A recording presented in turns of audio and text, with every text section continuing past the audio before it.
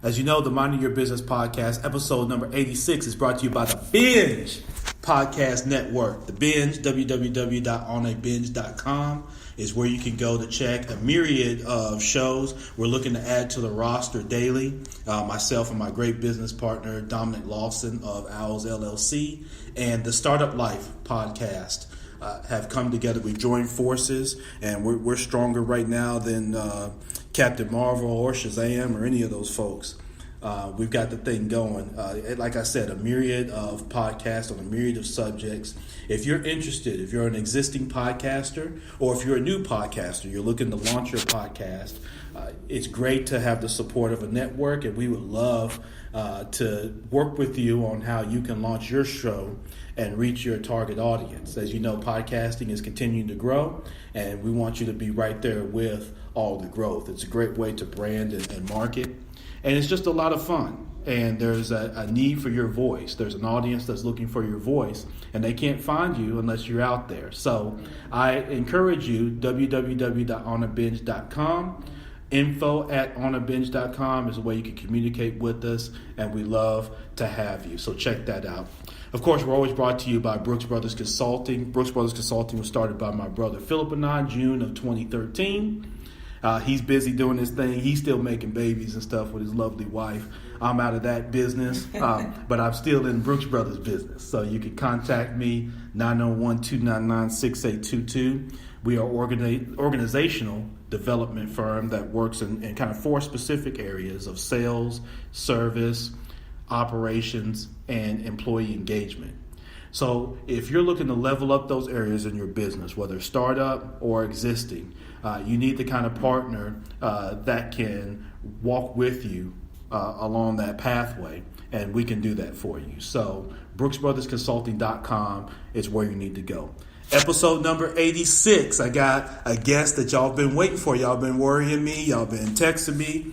Y'all been inboxing me and asking me all this time about having her back on. And I'm glad that she's back on. But first, you know what we got to do. What we do here is go back. Olivia.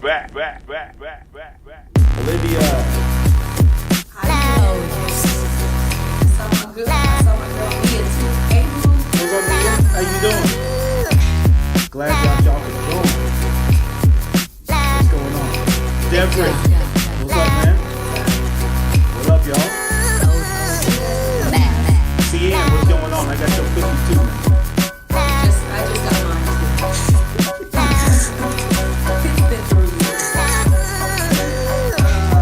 Thank y'all so much again. Episode number 86. Champ Ron, the ultimate wingman to your success. Minding Your Business podcast. We're here. Let's see, what's today? Today is March the 15th? 15th. Yeah, March the 15th on a Friday.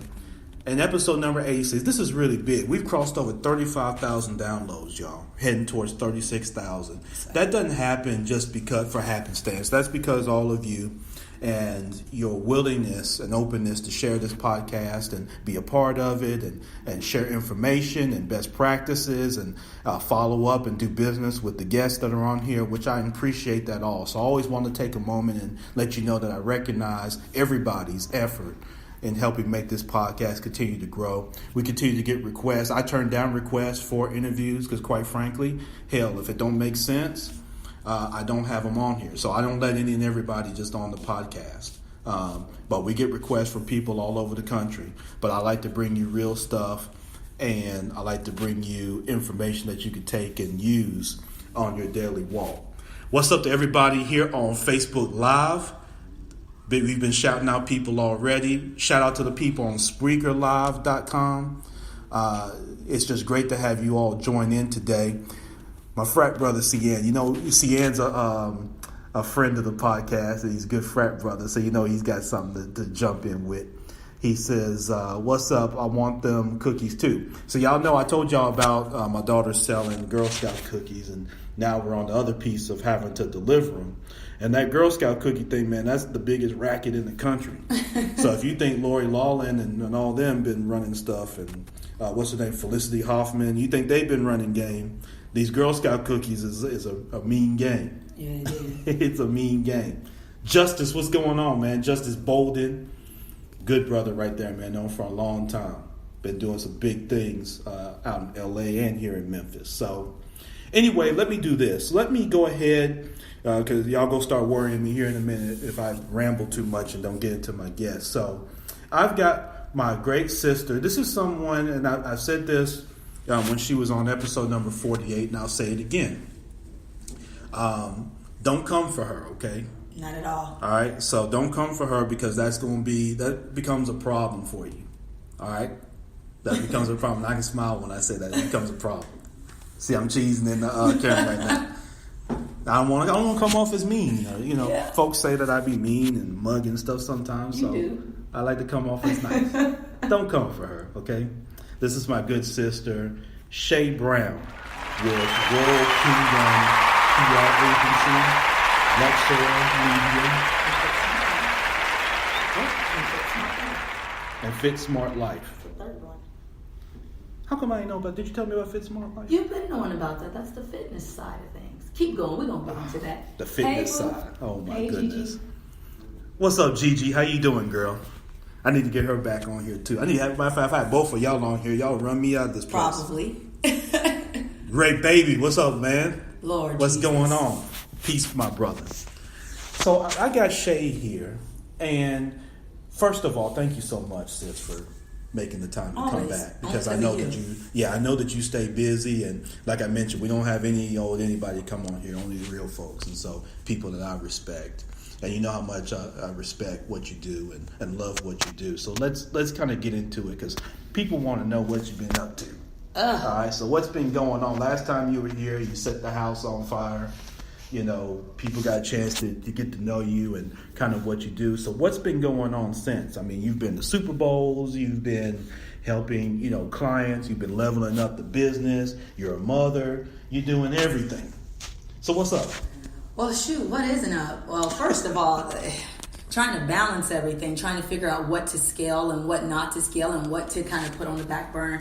I think that's been the most important. One of the things that I committed to in 2019 is to make sure that I focused on where 80% of my business was coming from. I was being pulled in so many different directions, and you might catch a lick over here, and Royal Kingdom PR might be where the money is flowing one year, and then the next year it might only make up 25% of my actual income. Yeah. So knowing kind of what to put forward and what to step back, even though that's my baby, you can't be so committed to something that you're taking L's all the time. So last year, most of the income and most of my money and income and relationships came through Fit Smart Life, which is a media tour that collaborates with various health and wellness and fitness and sports brands and personalities or influencers, and we go on various media outlets, together, so that the brand gets the exposure they need, the influencer behind them that's giving them the credence and credibility that they're looking for, but also they're paying for that collaboration and that partnership. Okay. So the athletes and the health and wellness professionals and the nutritionists are also getting something out of the deal too, which is compensation. So last year that was kind of my big focus, because that was the new baby. Okay. And so I really put a lot of energy and time into that and building up the influencer side of things. Yes. And Royal Kingdom PR kind of got back, tables, so to speak. Yeah. I didn't focus on that as much last year. If it came, it came. Yeah. Or it came by way of the influencer avenue. Sure. So through that, I started working with a lot of the stadiums, like Mercedes-Benz, Nissan, that type of thing, doing some in-game marketing with various beer sponsors and brands and different things like that. And that's how I actually got to Super Bowl.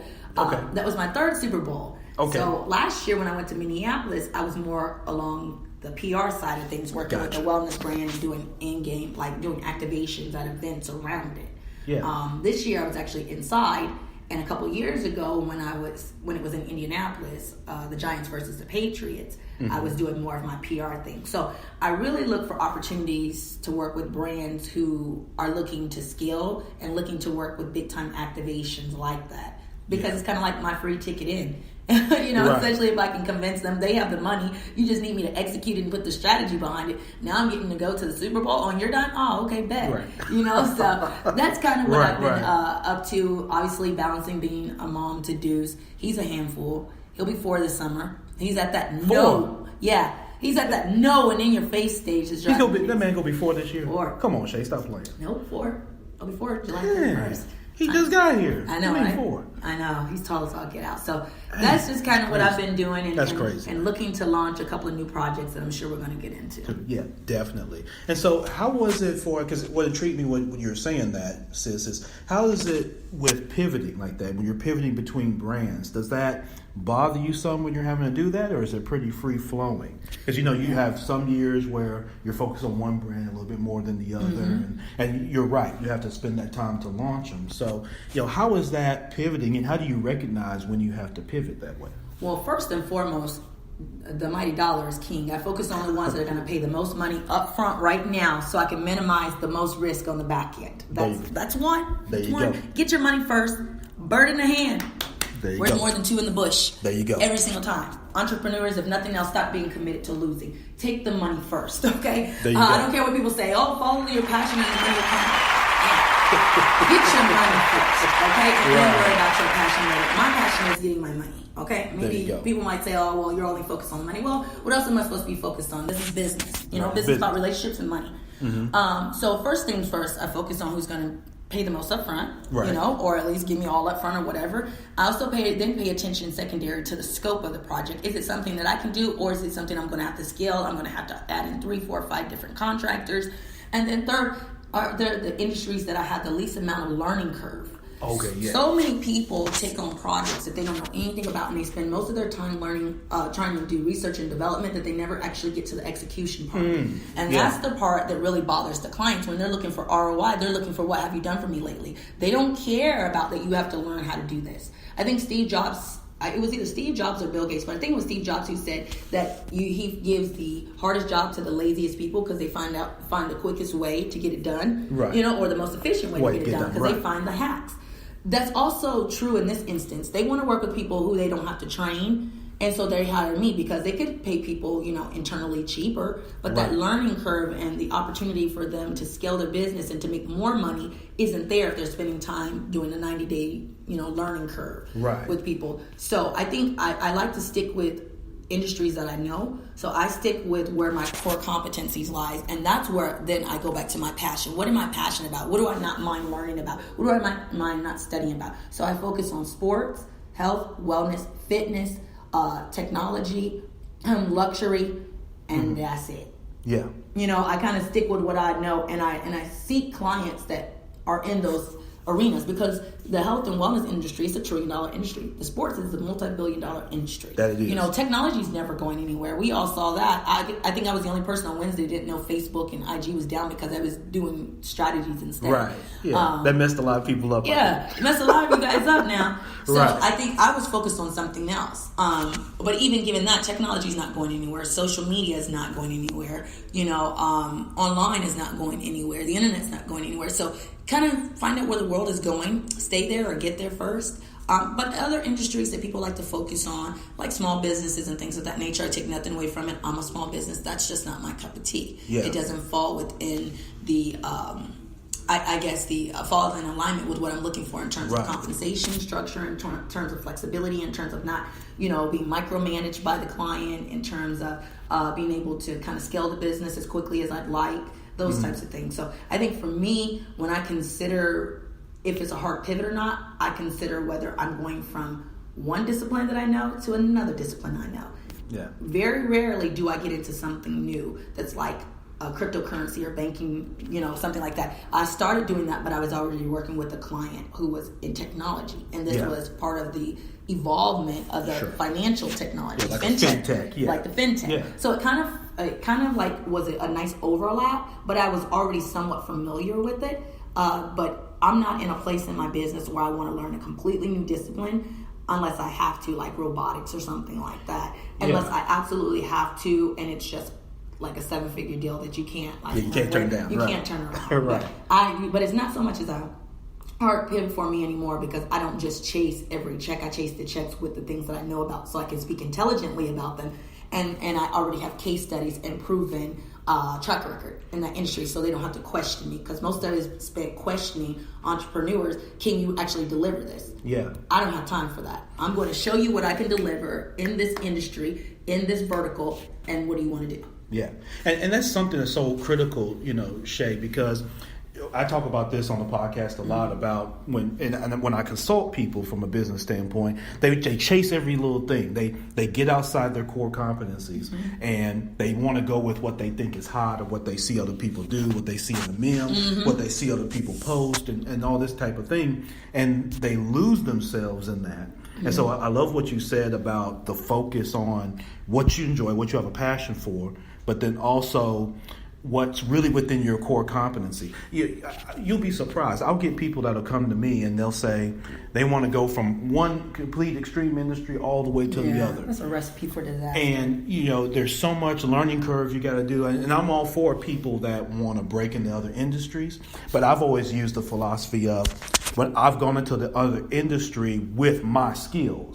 That's it. So like you said, with technology, even in fintech, you may not necessarily have all the banking background and that sort of thing. But because one of your core competencies is technology and the elevation of it, you're going into it from the tech side, not to learn all the bank jargon and all that. And it's good to know that to a certain degree. You'll need to know the basics. You'll learn that as you come along. Exactly. Just like learning industry jargon. You'll learn that as you come along. But I think it's a recipe for disaster if people are looking at, okay, well, this client is paying $50,000 for the contract and this client is paying $100,000, but you know nothing about this $100,000 contract. Right. You better take this $50,000 contract that's guaranteed that you can scale. You know what I'm saying? Because if you get out here to this $100,000 contract, you might only get $25,000 of it before they realize you don't know anything about it. Yeah. Now you cost yourself $25,000. There you go. You got to start thinking like that and weigh your options, because I did that in the beginning, and then I had a couple that would cancel because I just wasn't moving fast enough, because I was still trying to learn and not tell them at the same time that I was trying to learn about their industry, and that's just not feasible, and that's not a good way to do business. Hey, Elliot. No, it's not. What's going on, Elliot? How you doing? And then Olivia's been saying some things. Yeah, go after what's in your core competency. Stop chasing events and trends. That's it. And I agree. That's fact. Yeah, absolutely. Elliot and Olivia, you're spot on. I think too many people are chasing the glitz and the glamour, but they don't realize how much time. I don't know if it was Gigi who put it up a couple weeks ago, or if it was someone else who said something to the degree about you're not paying me for my time. And it could have been someone else. I apologize if I'm misquoting someone. You're not paying me for the 10 hours of time that I'm spending with you. You're paying me for the 10 years that I took learning how to cut this down to 10 hours of time. Right. And I think that if we would focus on what we do well and do it extremely well and be able to execute, you can command more money. Yeah. You know what I'm saying? That's why I always say, get your money first. Get it in your hand. I don't care. I recently had a situation where everyone else wasn't prepared to start a project except for me. And so the client had to actually put the project on hold. And I don't like that. I like to do my thing. I like to have my stuff going. I like to, be responsible for what I can control. And I like to be able to move forward. That's another thing. If there's too many moving parts in a project, in a business, in a corporation, and everybody else's job, even though we're all interdependent upon one another, if that's going to flatline you, that's not the project you want to take on. Right. So it was a life lesson, something that, seems very like rookie-ish, that you would think that I would know all these years later, but it happens. You make some judgment calls and they don't always pan out the way you think they should. Of course. But just focus on what you can control, focus on your core competencies, and focus on minimizing as many people involved that may deter you from making your money at the end of the day. There you go. And people say that's selfish. It's not selfish, because you still got $0 when it's all said and done. 100% of zero. Yeah. So there's a time to be a team player, and there's a time to be like, I need to just focus on what I got to do well. So. Dig that, definitely. So you spoke of projects, so let's get into that. Okay. So I know you've got projects going all the time. What are some things that you could share with MYB in terms of what you've got going? What's on the horizon coming up next? Okay. That we can look out for. I've been so waiting to tell you guys this. I told Ron I would let him have the exclusive just because this is my big brother. But I'm excited. I will be launching my own podcast on the Binge network. Dominic knows about it. I'm working out some logistics here. Yeah. April the 15th. Everybody knows I have a mouthpiece on me, so don't get on here and be like, oh, we gotta hear more ranting and raving. I see Will on here. Don't start, Jack. Chill. I seen Chill jump on.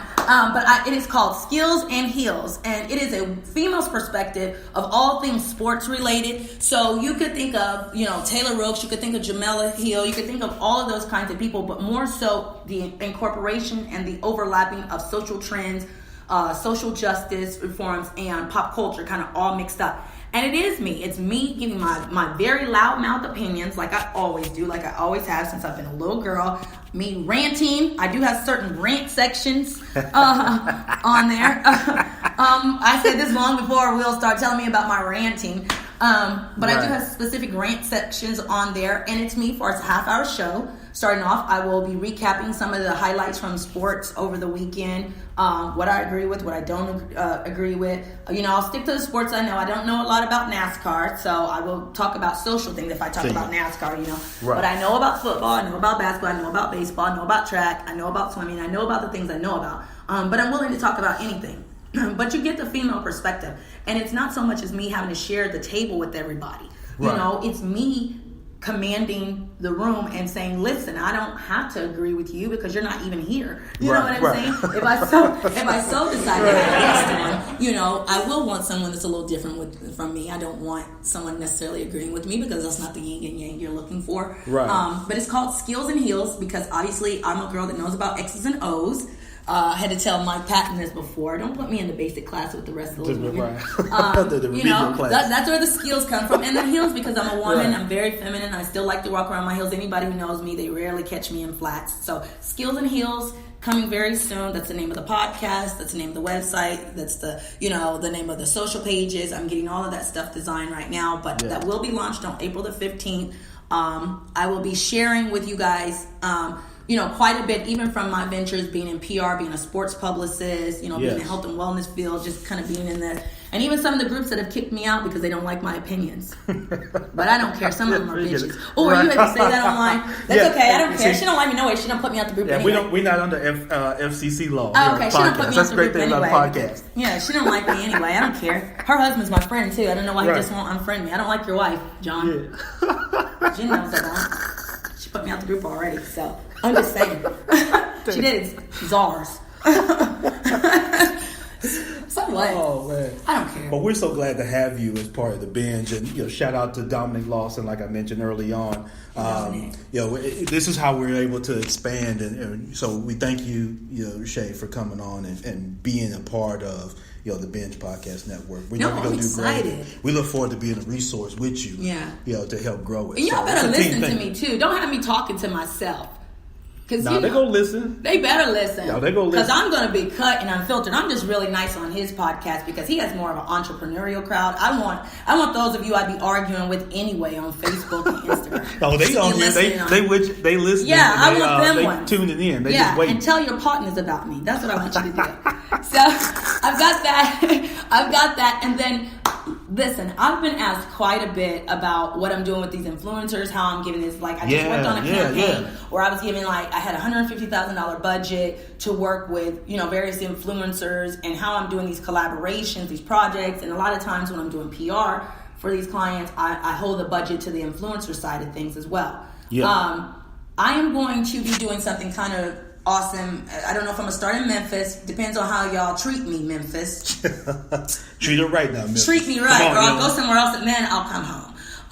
But I'm working on putting together an influencer agency where businesses have the opportunity to get these high-profile influencers that have millions of followers, hundreds of thousands of influencers into a single room to interact with their project or their product or their brand. So that they get the cross promotion they're looking for, the media, but also the influencers get something out of it. They like freebies. They like free stuff. They like things they can take. I've done a ton of these in other cities. It works quite well. I'm looking to bring that here to Memphis, but also to teach people who are influencers or who are looking to build their social following on how to gain those, partnerships. And they're lucrative. Some start as small as 500 and some I've closed some as high as 6 figures. Mm-hmm. I don't get all of that, of course. I wish. Right. But really trying to help brands get that influencer outlook that they're looking for, helping people. I see some people who have 10,000 like you. Mm-hmm. That's where it starts, where they're starting to pay for that kind of stuff. Exactly. But you need to talk to me. That's where they're starting to pay. Brands are looking for that 10,000 range, and there are several of you who are really close. You're 6,000, 7,000, 8,000. I can show you how to get paid opportunities to do that. The Hiltons and those kind of people aren't the only ones who get paid. There are people like me who are holding the budget for a lot of these brands, and there are specific things I'm looking for, and I can speak both from the influencer side because people hire me, and I don't have nearly as many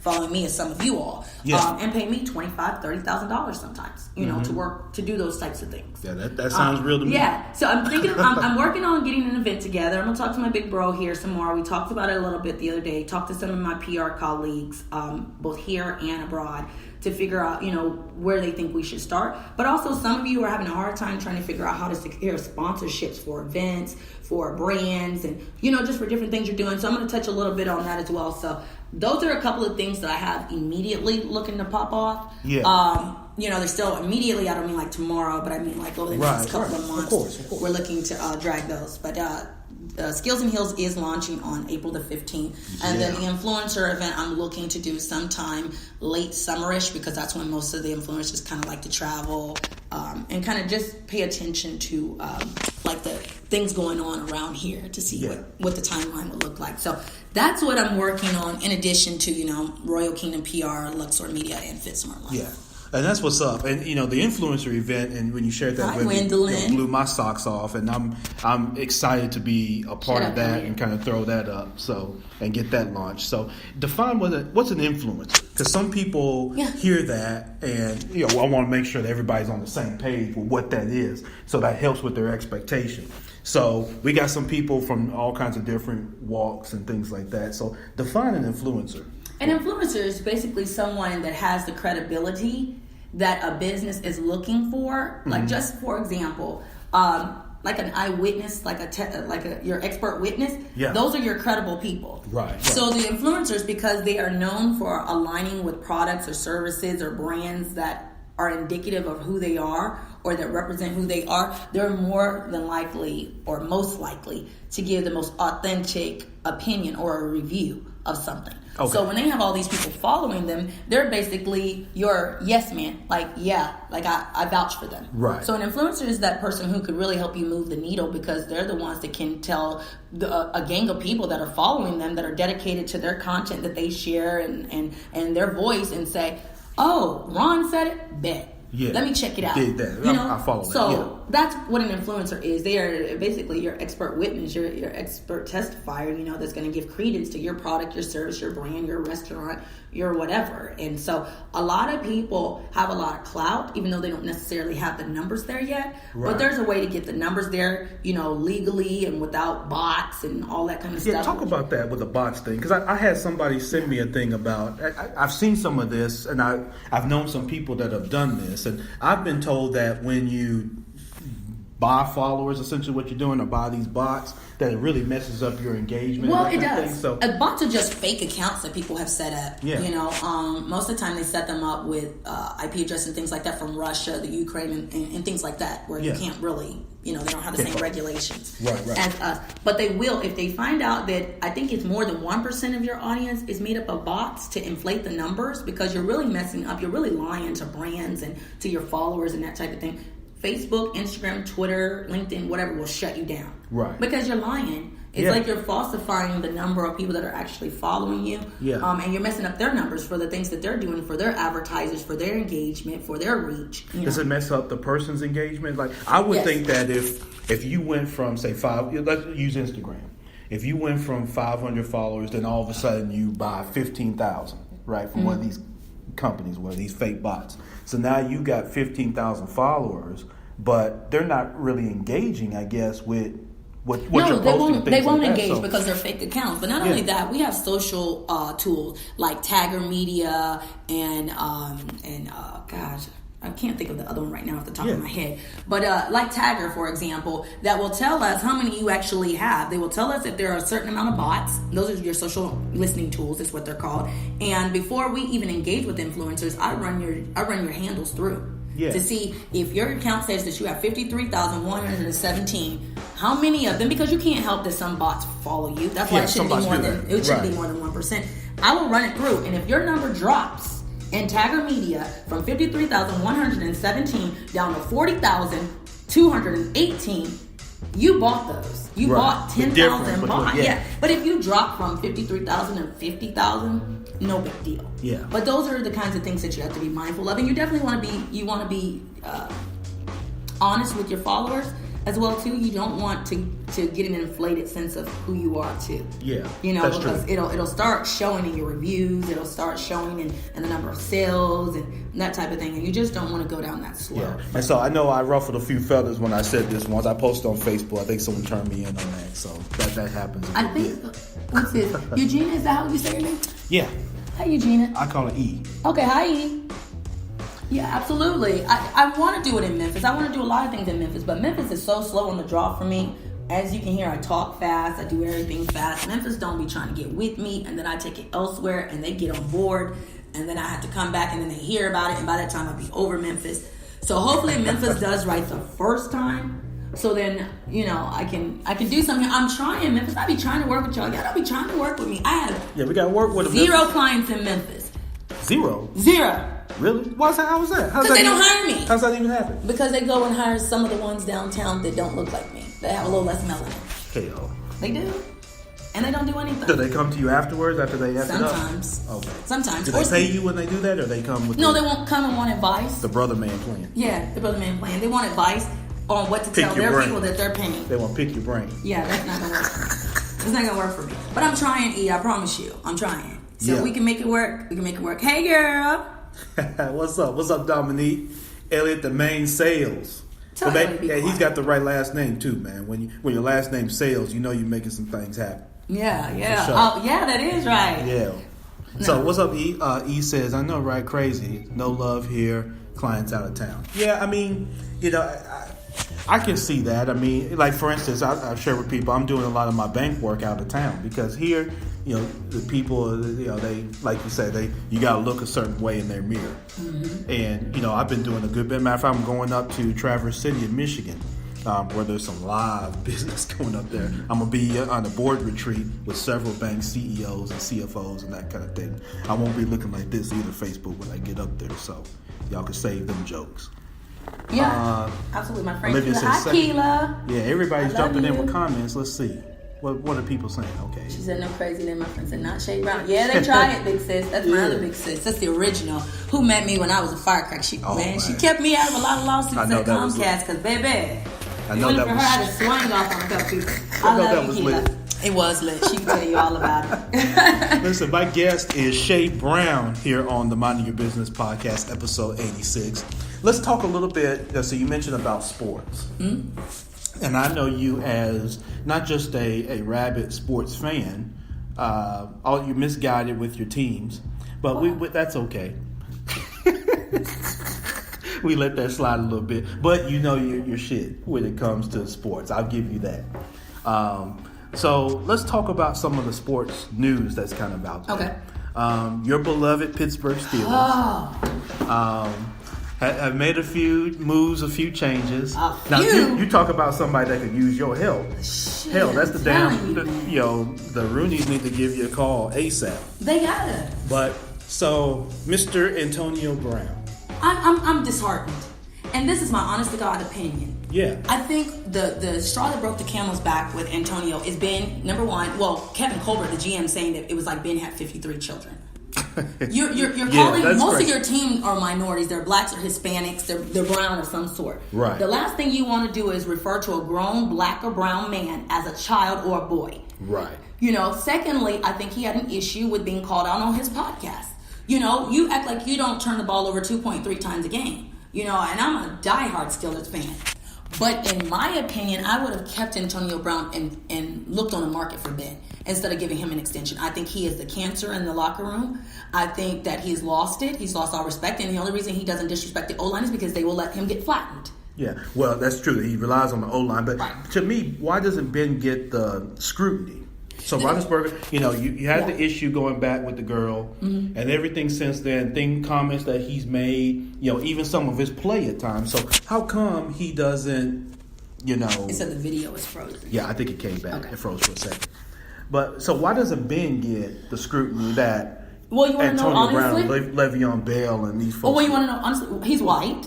That's first. Yeah, he's white. He's a white privileged male. Let's just be honest with it. That's true. Secondly, quarterbacks are very handheld. Yeah. Also his position. Thirdly, they've invested a lot of money into him. Yeah. And he's won 2 out of 3 Super Bowls. Should have been 3 out of 3. And I think that they're still hanging on to glory days of Ben, because I don't think they feel like they found his replacement yet. And so we can deal with this monster that we know right now. We know Ben is going to turn the ball over and average of 1 time a game. We know that. We don't know when it's going to come. It might be at the beginning, might be at the end. It might cost us a game. But he's feast or famine. Right. Ben is. He's always has been. Either he's going to throw a bomb for a touchdown, or he's going to fumble it right underneath the center. That's just how he is. Well, he's taking a lot. He's a big dude, man. Yeah, but he's taking a lot of licks. He's taking a lot of licks. He's a tough dude, but like you say, he nowadays he is kind of feast or famine, depending on. But he's been like that for at least since like 2011. Yeah. So you've got the fact that he's white. You've got the fact that he's a quarterback. You've got the fact that they've put a lot of money into him already. And I think he's gotten the ear of Kevin Colbert, the GM. And at the end of the day, that speaks more than these guys and the rest of the team, because ultimately what Kevin says outside of the Rooneys is going to go. Right. And I think that he's gotten the right person's ear, which is why him and the last OC didn't get along, Todd Haley. Yeah. And he had to go. True. You know what I'm saying? And he was a white man, but he had to go. Yeah. So I think he's got the right person here. So I think it's just a nice little concoction of all of that. Yeah. But I think that he is the cancer. I think he has taken no accountability or responsibility for the last few seasons where he has cost us games.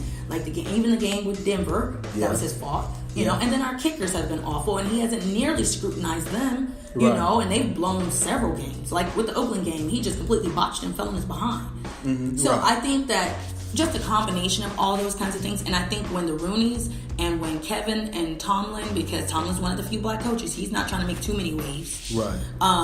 When they didn't stand up for all those guys, I think they had it. And I think they felt dismissed. I think they felt disregarded. Especially with Tomlin. Right. I think the relationship with Tomlin and with AB on that, Antonio Brown, was that was interesting to me, because I didn't feel like Tomlin really jumped up and really had his guys back. He didn't. And I think allowed him to get railroaded. Well, I think so. And I don't know if I necessarily agree whether he raped the girl or not. And I know that's an unpopular opinion, because I see. You're talking about Binge. Yeah, I see it. I've been with several of your favorite celebrities that say, Shay, go and get her. And they come. Mm-hmm. And so for me, it's not out of the ordinary for these girls to go with these random guys that you don't even know. What do you think they want to do? Play patty cake?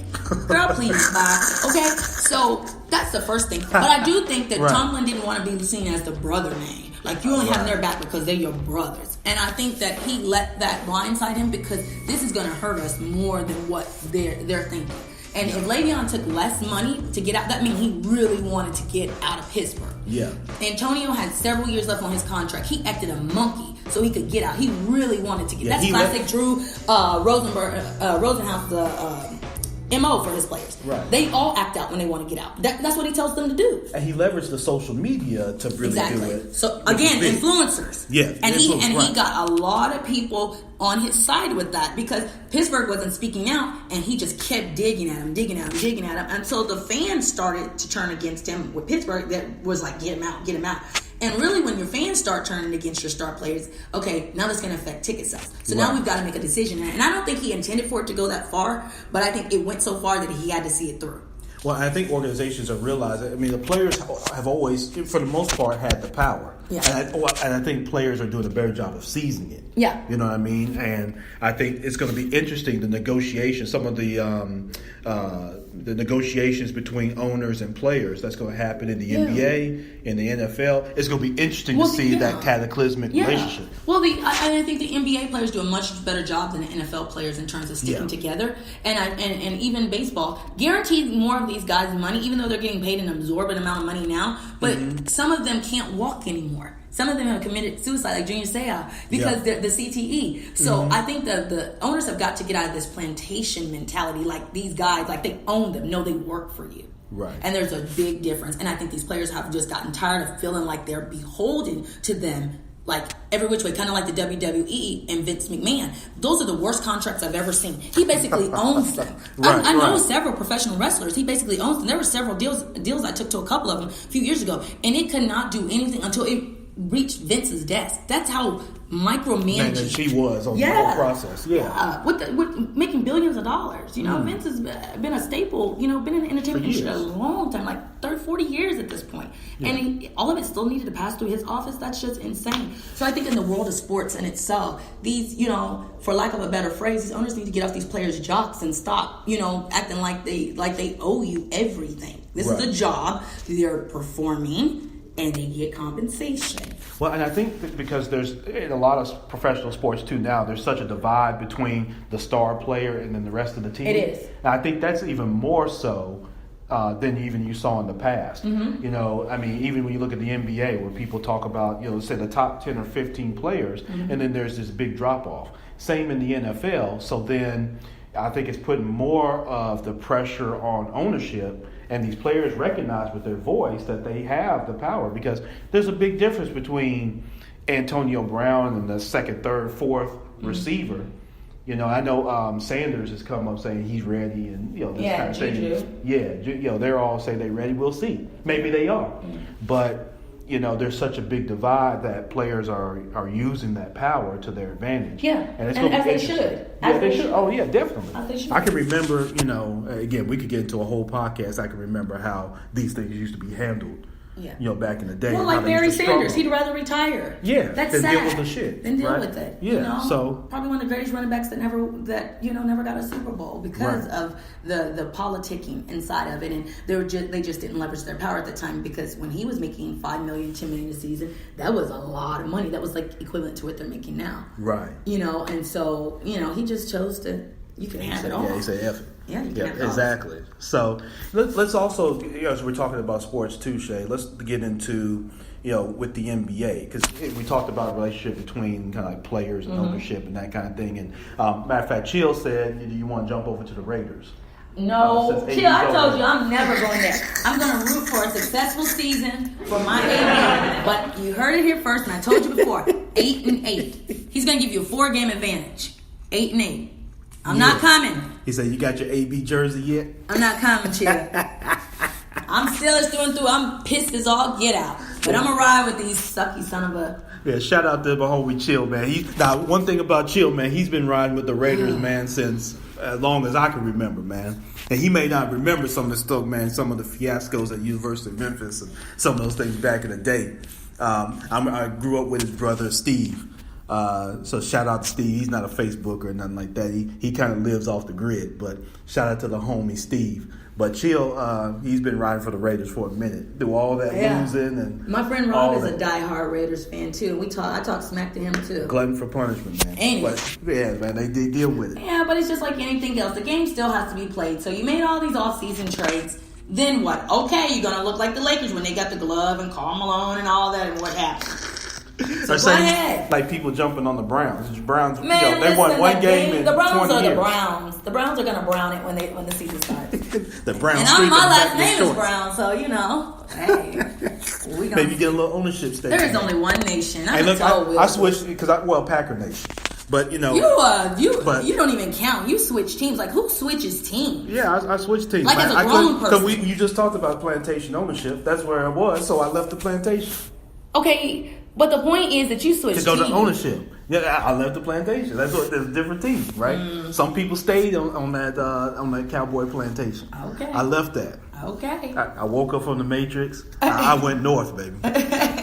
Packer Nation, the only major league team that's owned by the people, by the way. Everybody else is owned by these owners and these plantation owners and that kind of thing. Deion said that the Raiders get Marcus Allen again. Be quiet.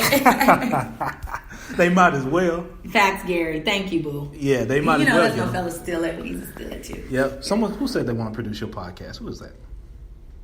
Oh, Olivia. Yeah. No doubt about it. Yeah. Oh, because Liv know I'll go crazy. She already know I got a lot of stuff to say. I talk to her, I confide in her a lot, so I'll just be going. Yeah, on. She's phenomenal too. Shout out to Liv. I love her. I mean, she is phenomenal. So I started to introduce. What do you think about you had the Russell Westbrook thing this week, where Russell Westbrook's interacting with a fan and his wife, and I think ultimately they're in Utah, which Utah's had its issues between players and fans anyway, even with Russ. Right. So you got Russell Westbrook, point guard for the Oklahoma City Thunder. and then this week had an interaction with a fan in Utah where they were playing the Utah Jazz. So, what are your thoughts, on the relationship between players and fans, particularly in the NBA, as the cost of going to the game is so much, people feel that they have a right. And, for someone that played basketball at even up to a high level, I can remember, things being said and things like that. Nothing to that level, but I can remember things being said and done. So what do you think about, that whole relationship between fans? Are fans justified in what they say to a player? Is a player justified in how they respond? What's your thoughts on that? I think people are still human. I think unless you want your block knocked off, you should still watch what you say to people. Yeah, I think so. My job doesn't, and that's what I said a couple of weeks ago. If anybody follows me on Facebook, they know I'll rant and I'll say whatever I want to, and just say what I'm gonna do. But I told somebody the other day, I'm not my hair and I'm not my job. Please do not try me. Because people think that if you're a publicist or if you're a banker or if you're a professional athlete and they're on the other end as a customer or a client or a fan, then they have the right to talk to you any kind of way just because you're in your work mode. Right. I think there's still, as adults and even as just human beings, there's still a certain amount of decorum that we need to maintain with one another. And we yell and we cuss and do everything else too, but heckling is a whole different ballgame. Yeah. You can call them, y'all suck, get them out, F you, da-da-da. I say everything about the Steelers, whether I'm at the game or not. Right. But I would never get in their face and continue that heckling. I would never heckle their family. You're just asking to be slapped at that point or knocked out. For real. So I think he was justified because how much more do you want us to take? If security's not doing their job and they're not calming things down, then I'm going to speak up because you're not going to sit here and continue to berate me and be belligerent. Right. I think the one of the most intense games, if anybody's ever had an opportunity to go to a Steelers Bengals game, it's nasty. It's nasty. Imagine. They get to fist fighting for the games, during the games. You know how nasty it is. But they have what's called a jerk line. If there is someone who's belligerent and heckling people, and they're in the seat and they're throwing beer and they're cussing up to a point where they're all over people, you can text jerk, their seat number, they're going to come and get them. First, they're going to put the camera down to see where they are. Right. They're going to come down and you're not going to know who it is and they're going to see if they're still up to it. And if not, they're going to say, calm down, we got to complain about you. And I think if the NBA would implement some things like that, like a jerk line, then it might help some. You don't want to take away the intensity and the passion of the game, but there's a line that shouldn't be crossed. Right. And I think, so I would add on to that. I would say this, and like in this Russ situation, one, that fan was completely out of line. Oh, absolutely. The only thing I have against Russ was him. I love Russ. That's my favorite guy. I love Russ is my guy. Sucks. No, I love that. I love his approach, man. I don't like all the lovey-dovey stuff, man. I'm a little old school when it comes to my hooping. No. I like guys that are ferocious, that play with the energy and come hard. And, they're not trying to make a ton of friends, at least on the court. So he ain't have no championships because he ain't got no friends. Yeah. He ain't gonna get one because he ain't got no friends. He don't need no friends. He needs balls.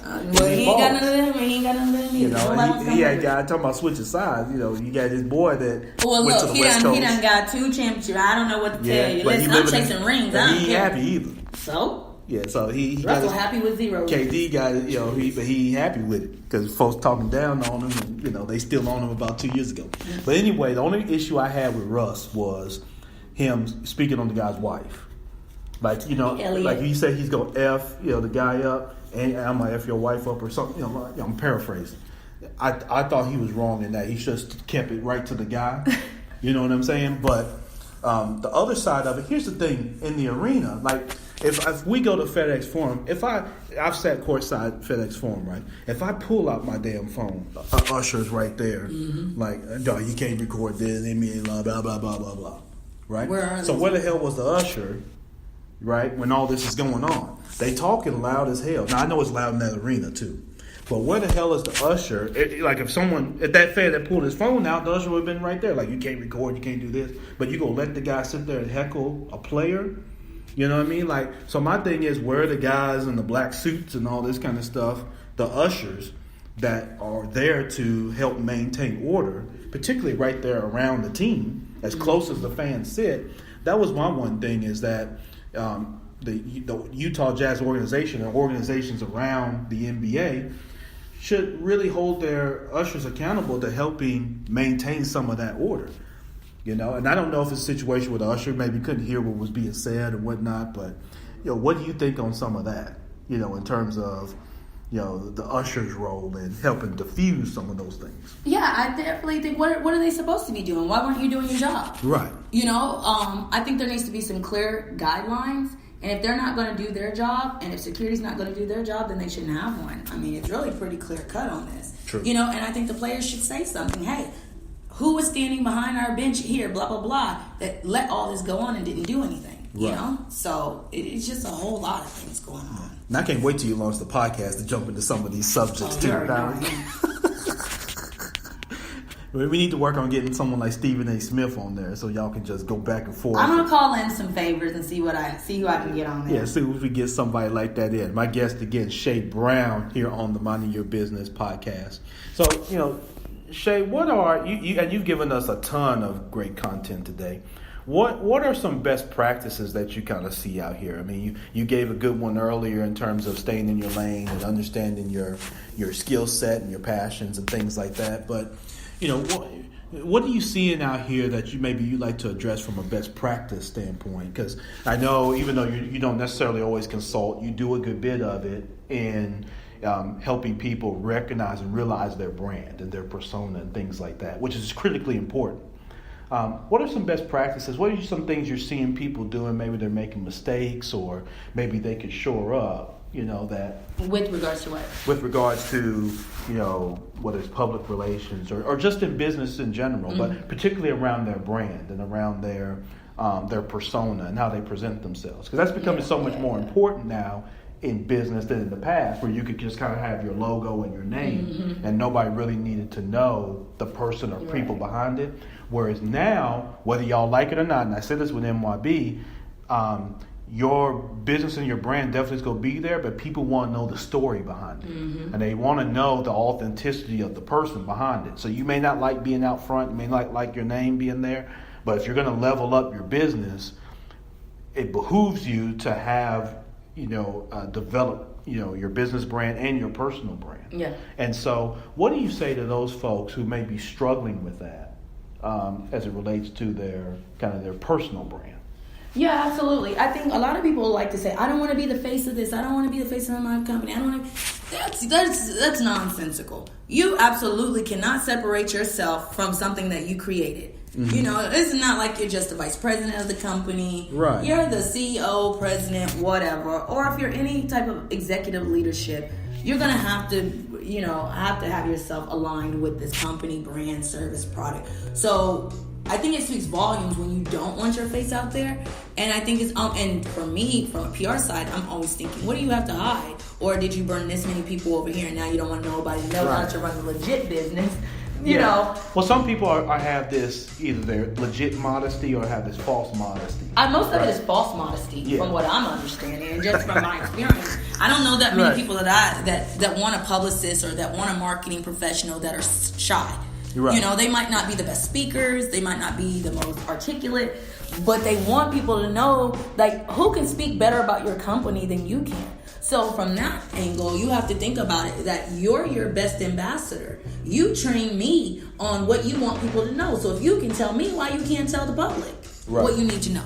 All I'm going to do is nice it up for you, make it pretty and put a bow on it, and make it more congruent and flow, more efficiently together. So I think that you have to.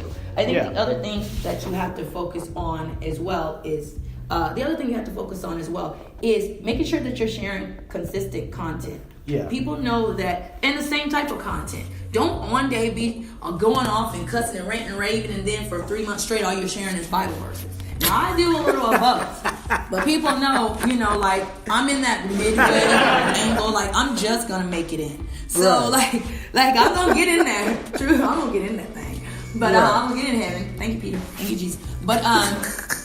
But they know what to expect when they come to me. They don't expect to come and see. And sometimes I'll do different things. Like Wiley took some photos of us for the oversized sweater, and people aren't used to seeing me like half naked, like with a sweater on. So I put those because that's different, but people know I'm outgoing, and it's just shock value. Yeah. But people don't expect to come to my page and see a bunch of information about banking. That's not what I do. They don't expect me to see a bunch of consulting information. They don't expect me to have mommy blogs because, I like to think I'm a good mom, but I'm far from perfect and I can't give anybody any advice. I'm constantly asking other people. Yeah. Hey, how are you, Dion? Sure, absolutely. So those types of things, consistent content, because that gives you credence and credibility and all of those things. So make sure that you are known, whatever it is you're known for, you're sharing that content, that type, and if it's just you being you, be you. Yeah. So many times I've won projects, bids, friends, even guys I've dated because I'm me all day long. You're not going to get anybody else. If you don't like what you see when you first meet me, you ain't going to like me 3 months from now because you're going to be expecting me to be another way just because you liked me. And what you like about me is either what you're going to continue to like about me or that's going to be the reason that you stop liking me. Yeah. So and you got to give people that opportunity to meet you and either take you or leave you because I'm that way. Show me who you are and I'll take you or leave you. And that's the same thing with your brand and your persona. And then also, stop trying to cheap it out, man. So many of you guys keep on trying to cheap these designers and these logos with $5, $10 and it's not a complete identity system. Go and hire somebody like Erica Dallas. Go and hire somebody. ED. EPD, somebody like that, and some others. I just can think of Erica off the top of my head, who specialize in complete brand identities, so that everything you do falls in alignment. You will never see McDonald's with an orange art sign. It's not going to happen. They're known for that bright yellow arch. So just staying consistent. And I don't care how many restaurants come and go. McDonald's ain't recreating what they do too much. They have a McCafe, McDouble, Mc this, Mc that because they're treating really McChicken. Okay, we got McChicken. Okay, use the McChicken. You know what I'm saying? Like, stay consistent with who you are. And then finally, like I shared with you in the beginning, I cannot stress this enough. Get your money now. Get the bird in the hand and forget the two in the bush. Because it may never come around. A ram may go in there, a pig, a hog may eat it, whatever. Too many times as business personnel or businesses in general, we see what they've done for other people. And so when they show interest in us, we're thinking, oh man, and we waited out and waited out and waited out and we skip over a nickel to pick up a dime. Then that dime is really just, monopoly money. So focus on what you can get right now. Right. And guess what? Be busy. If they want to use you, they're going to look at your resources, they're going to look at your time, they're going to respect it, and either they're going to wait and they're going to pay more, or they're going to jump on it right now and pay you. But stop waiting for stuff that may never come to fruition. I learned that a long time ago. I waited on too many people. And stop waiting to the end to get your money too. Because I found out with a lot of people, they'll let me do a lot of work, and at the end they'll try not to pay me for all the work product. They'll say, okay, we want to pay you in milestones. Boom, boom, boom. And then the last however many thousands they owe me, then there's always a problem, or, well, we don't really understand this, or, well, we've got to do this, or, well, this is an issue. No, before you start anything, if you do milestones, get that last payment before you start. I cannot stress that enough. So many times as small business owners, cash flow is our problem. And cash flow is our problem because of the way that we manage expectations of others. No, I need a portion up front, or all of it, or at least half, or a third. I need a portion at this point, and I need a portion before I complete the end. That way you don't get stiffed. And enough entrepreneurs, you guys don't have enough fortitude, or you don't have enough balls to say, I'm deserving of this. I spent 20 years learning this craft. You're not going to cheat me at the end of every project. I need my rapper face now.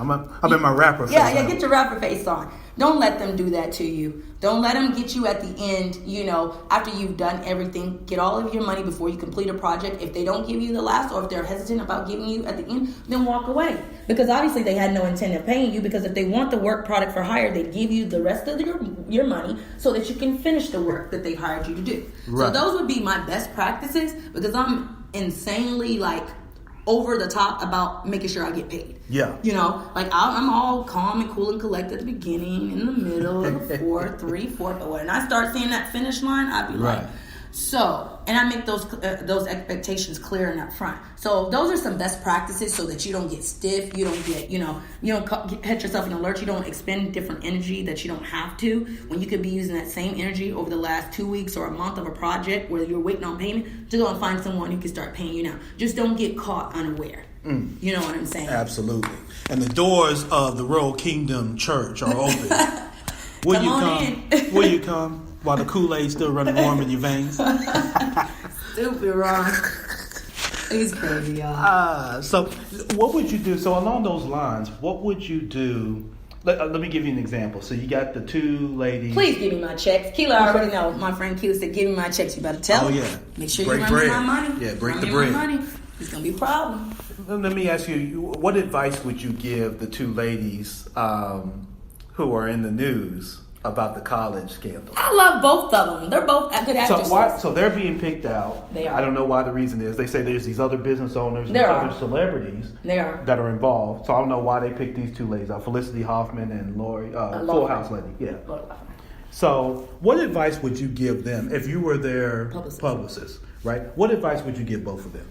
You know, I definitely would come clean. You know, I'd have to make a backyard deal, you know, with the feds or whomever. Yeah. You know, and come clean and you know, and basically give up what I know, how the opportunity presented itself to you. Because that's just as important. The way that I heard it was that the person who was actually running the SAT prep, you know, turned over the list. And that's how they got all They the turned that names. over to the feds. They turned it over when they got caught, you know, when they figured out like something's not right. Right. And they turned it over. And I think it all deals with how it was positioned to them. Granted, they knew that there was something unethical about it, but how was it positioned? Was it positioned that, okay, once you got in there and you found out that there were these different advantages? Because let's be real, I think Angel Johnson said it best, and I think Elliot Sells was agreeing with her, and I agreed with her as well.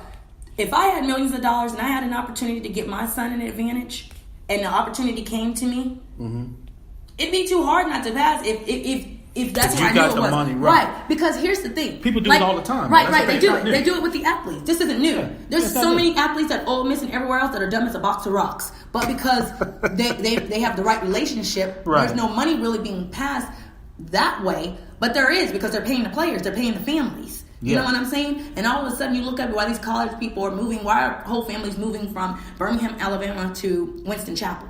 Yeah. You know what I'm saying? And the pedigree is just different. The housing market is different. So you were able to afford a trailer in Birmingham, but all of a sudden you're in a gated community or in North Carolina. Something's not adding up. Right. So I think what Angel said was, you don't go to Harvard and Yale and those kind of places for the education. You go there for the relationships. Right. And all of you guys... the alumni. Right, the alumni. And all of you Greeks are going to get mad at me, but you guys do the same thing. If I come into a bank and if you've got your frat or if you've got another Sigma that's coming in there and you've got another candidate, and all things being equal, the advantage is going to go to your Greek brother or sister. That's just the way it works. There are other... Y'all can get mad at me because y'all always get mad at me anyway. Best candidate available. Yeah. It is not the best candidate available. It is not. The Greeks do the same thing. Both the white Greeks, black Greeks, Hispanic Greeks. I mean, that's what you do. You join a Greek organization for the brotherhood, sisterhood, and for the relationships. Yeah. Now there's some that join for the brotherhood thing. Some people join, especially in grad chapter. There's some, I'll speak of this from the fraternity standpoint. Some of that is strategic. Some of those guys join for the network to build a business and all that kind of thing. And they should. They could get, they don't. But you all should. the rest of the stuff is secondary. But you should. Yeah. So if they're sending their children there not because they think Harvard is going to teach them anything different than what University of Memphis is going to teach them, because it's not. They're going there because of the other people's kids who they're going to need to network, and their families that when they need to get out and get a job or to get in the real working world or for their expansion of their businesses, they're working the system. And look, by Soror said Cersei. She said, "Yep, blue 5." Yeah. Yep, she's a Zeta. So I'm just saying, like, it's the truth. The reality of it is it's been happening. They're using these people to make an example out of them. But it's just much like the news cycle. It's a distraction from something else. Mm-hmm. This is just big, and they chose the two whitest cookie cutter women that they could find, Hallmark channels.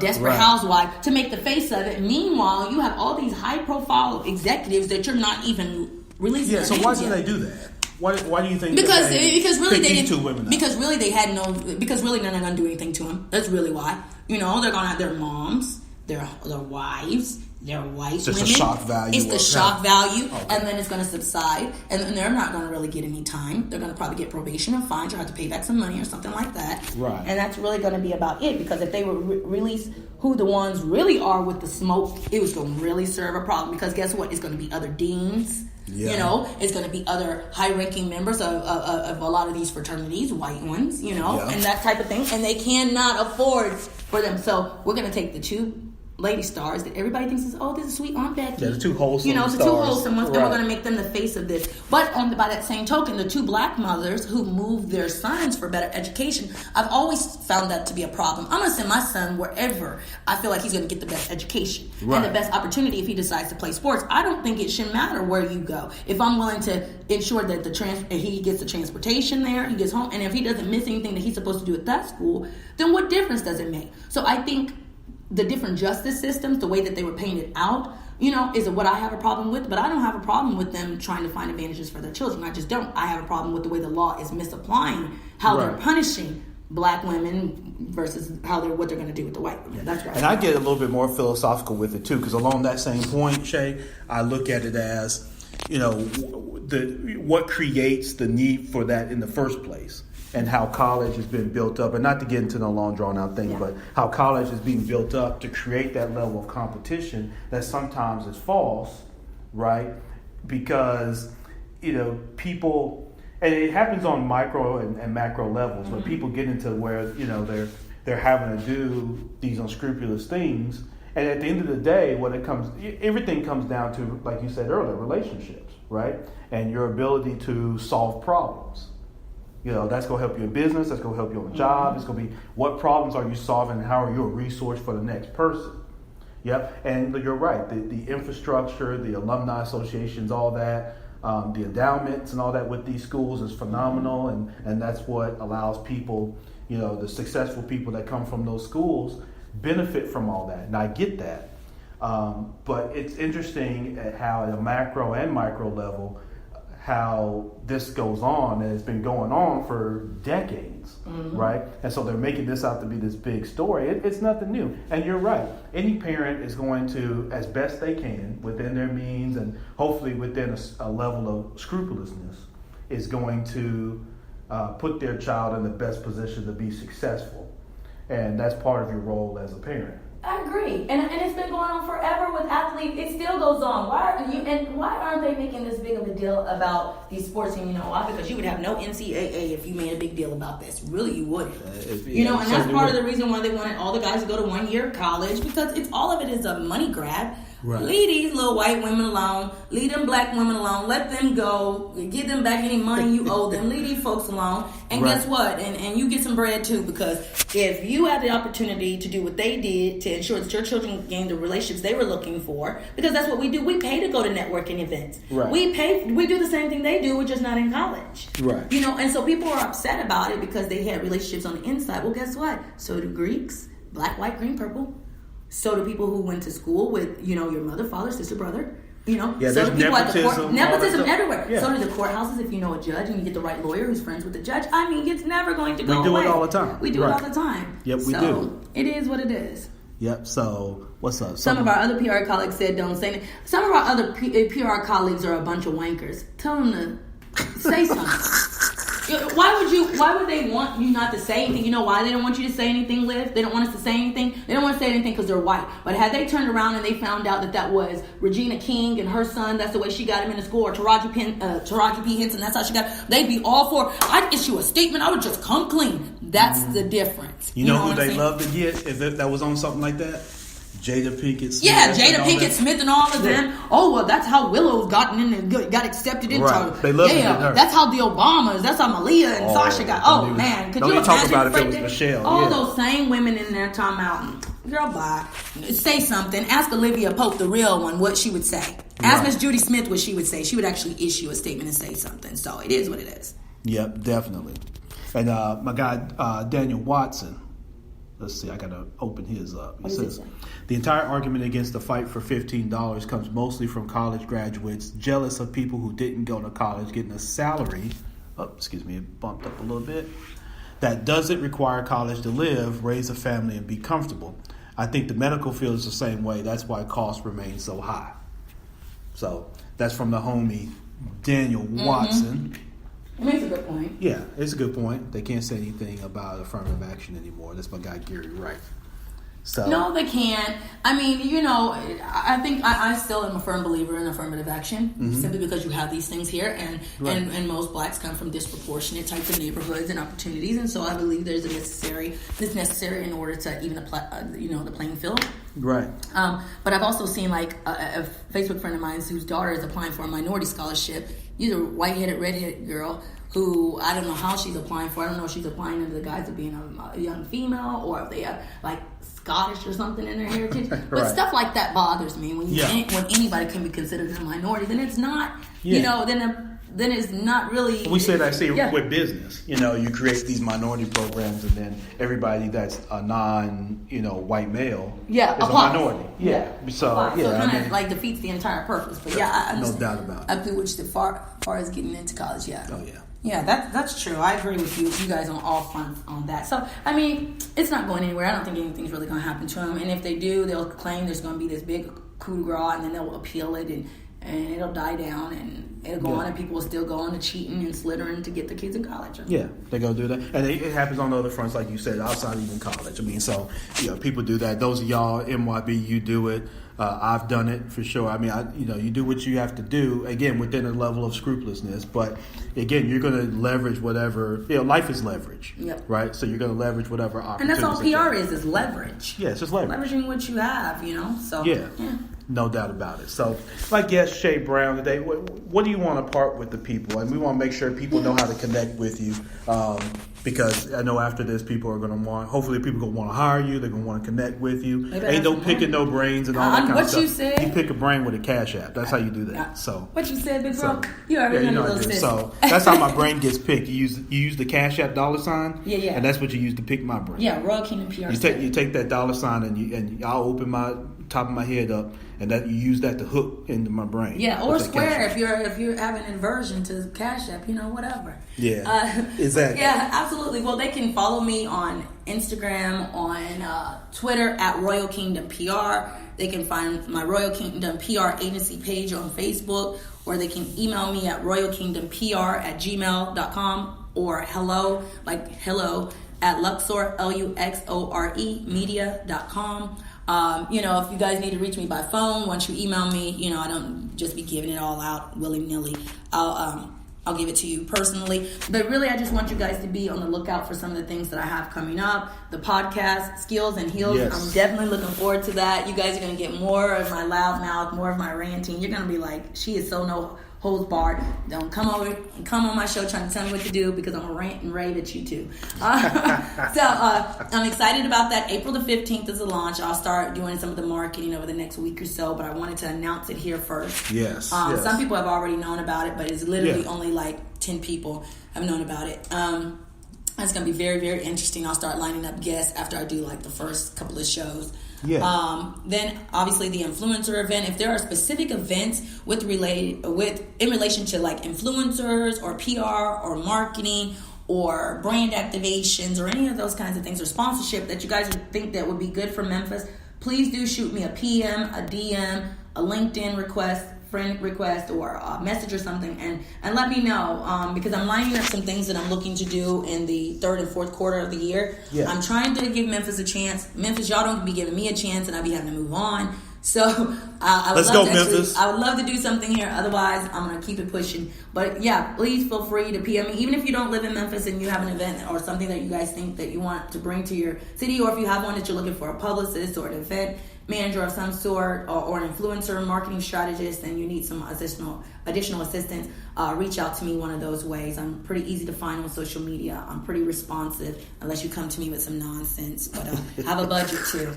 Yeah, no doubt about it. So my guest today, yes, it's game time. is Shay Brown. You see all this nonsense right here? It's Tiger time. We got Tigers versus UCF. Get ready to tip off right about now. All right, let's go Tigers. Yeah, so let's go Tigers in the AAC tournament here in Memphis, Tennessee. I'm getting ready to go. We're going to go check that out. Shout out to Shay Brown, Royal Kingdom PR, Luxor Media. Fit Smart Live. And Live. now Skills and Heels. Skills and Heels. We got everything going. So we thank her so much for joining on today, episode 86 of the Minding Your Business podcast. No, I appreciate you. Thank you so much. Champ Ron, the ultimate wingman to your success. What we do here is And Go thank you so Back, much to Back, everybody Back, Back, on Back. Facebook Live, everybody on Spreaker Live. This episode will be up here in a little bit. You'll be able to connect with Shay and look out for her podcast. We want to make that big launch. We want to make sure we share the hell out of that. Make sure that you comment and that sort of thing. Don't forget the Binge Podcast Network. Don't forget Brooks Brothers Inc. And we're going to keep going. Have a great weekend. Go Tigers. Hope your favorite team, unless they're playing the Tigers, does well. And we just going to keep making this thing do what it do. Have a great weekend. Be your very best. Be great. Don't forget what the best practices that Shay has shared with you. Yeah, and get out the bag. Make sure there's no holes in your bag. Thank you. All right. Peace, y'all. Be great.